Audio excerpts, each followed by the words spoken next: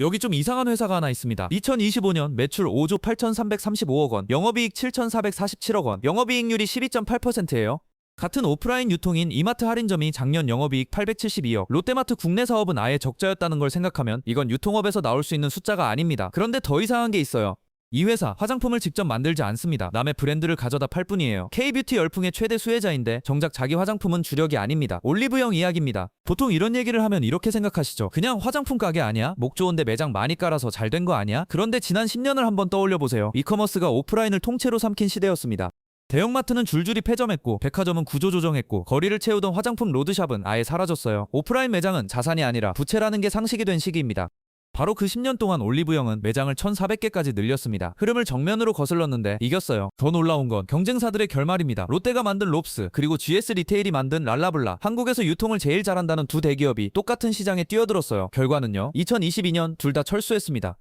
랄라블라는 2017년 186개였던 매장이 97개까지 줄어든 끝에 온라인몰까지 접었고, 롭스는 로드샵을 전부 닫았습니다. 그래서 지금 국내 헬스앤뷰티 시장에서 올리브영의 점유율은 업계 추정으로 85%, 자료에 따라서는 90%에 육박한다는 얘기까지 나옵니다. 이건 경쟁이 아니에요. 시장 그 자체죠. 그럼 롯데와 GS가 돈이 없어서 졌을까요?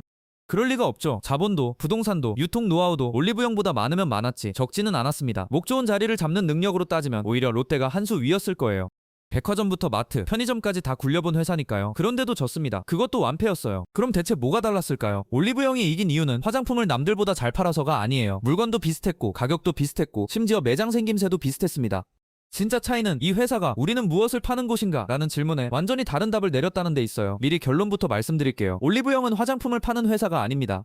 브랜드에게 검증과 자리를 파는 회사에 가까워요. 우리가 계산대에서 돈을 내는 것처럼 보이지만 이 회사의 진짜 힘은 반대편, 그러니까 물건을 대는 납품업체 쪽을 봐야 드러납니다. 그리고 이 이야기의 마지막에는 화장품과 아무 상관없는 반전이 하나 더 기다리고 있습니다. 올리브영이 왜 그렇게 오랫동안 상장을 만지작거렸는지, 그러다 왜 갑자기 방향을 틀었는지, 그 답은 화장품 매대가 아니라 CJ그룹의 후계 구도에 있거든요. 이 회사를 제대로 이해하면 한국 대기업이 유통자회사를 왜 그렇게 애지중지 키우는지가 같이 보입니다. 자, 1999년으로 돌아가서 처음부터 가보죠. 1999년 서울 신사동의 첫 매장이 문을 엽니다. 모델은 아주 명확했어요. 미국의 월그린, CBS 같은 드럭스토어입니다. 약도 팔고 화장품도 팔고 생필품도 파는 동네 만물상이죠.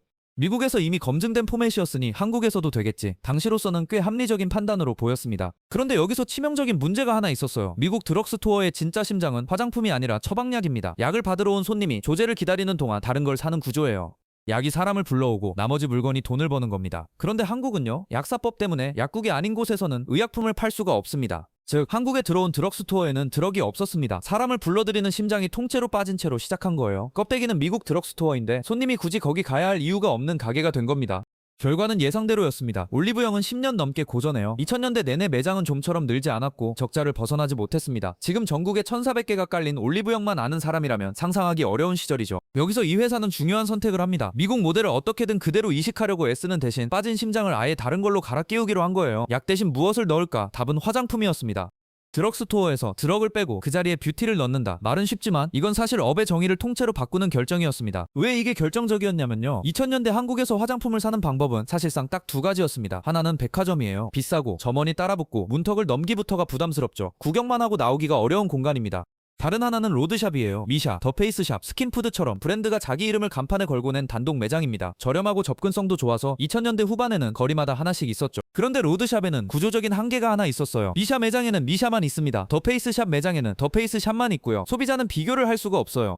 이 스킨이 저 스킨보다 나은지 확인하려면 매장 3군데를 직접 돌아다녀야 합니다. 그리고 어느 매장에 들어가든 점원은 당연히 자기 브랜드만 권하죠. 올리브영이 한 일은 아주 단순했습니다. 그 브랜드들을 그냥 한 매대에 섞어놨어요. 미샤 옆에 더페이스샵, 그 옆에 처음 보는 신생 브랜드, 가격표가 나란히 붙어있고 아무도 말을 걸지 않습니다.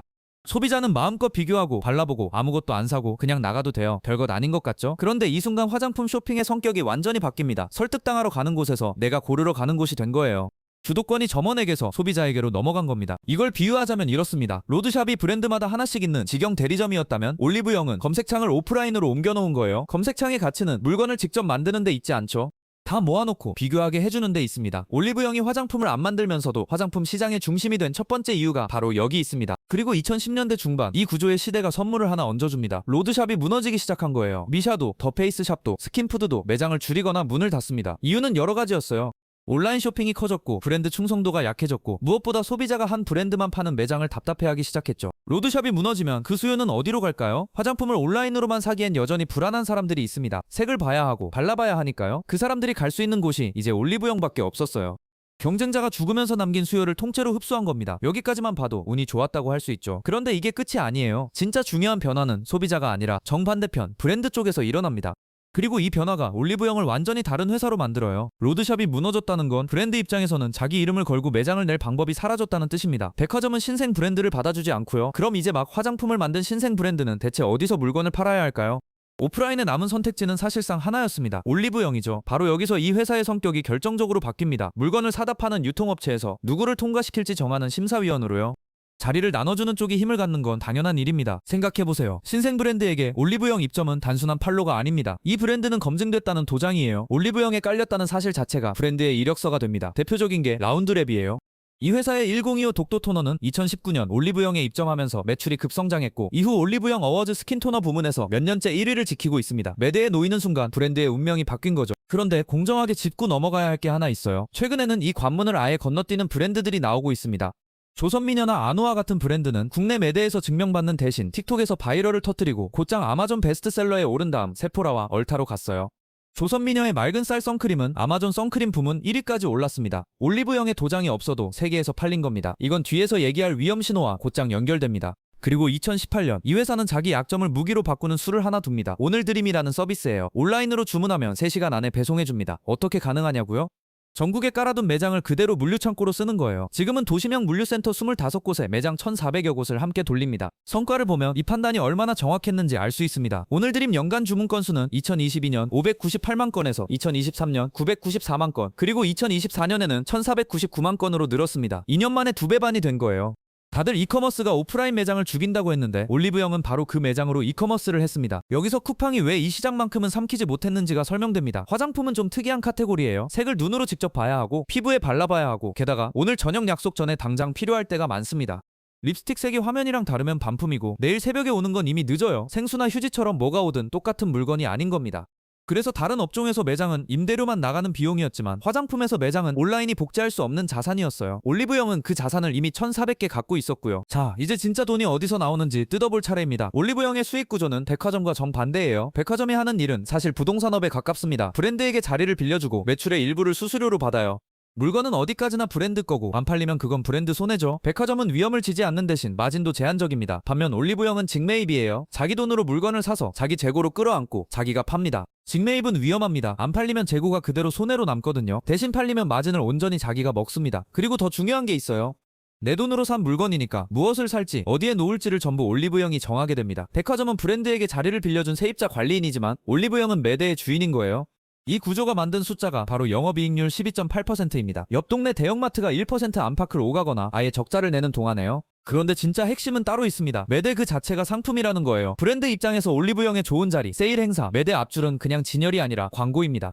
실제로 올리브영은 납품업체로부터 순 매입액의 약 1-3%를 정보처리비라는 명목으로 받아왔습니다. 팔아주는 대가와 정보를 주는 대가를 따로 받은 거죠. 여기에 최근 몇 년 사이 엄청난 변수가 하나 더 붙었습니다. 바로 외국인이에요. 2025년 1월부터 11월까지 외국인 인바운드 매출이 누적 1조 원을 넘었고 연간 기준으로 오프라인 매출의 약 28%를 외국인이 차지했습니다. 명동 같은 매장은 사실상 면세점 역할을 하고 있는 셈이에요. K뷰티가 뜰수록 화장품을 안 만드는 이 회사가 돈을 법니다. 자, 이제 공정하게 그늘도 봐야죠. 2023년 12월 공정거래위원회는 올리브영에 과징금 18억 9,600만 원을 부과하고 법인을 고발합니다. 혐의는 이랬어요.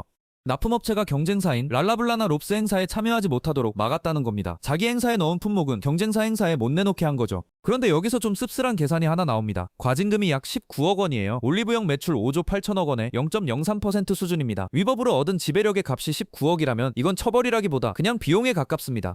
그리고 실제로 최근에도 무신사 뷰티 행사에 납품업체가 참여하지 못하게 했다는 의혹이 다시 제기됐어요. 그리고 마지막 반전입니다. 이 회사의 진짜 목적지는 화장품이 아닐 수도 있어요. CJ그룹 4세인 이선호 그룹장은 올리브영 지분 11.04%를 가진 개인 최대 주주입니다.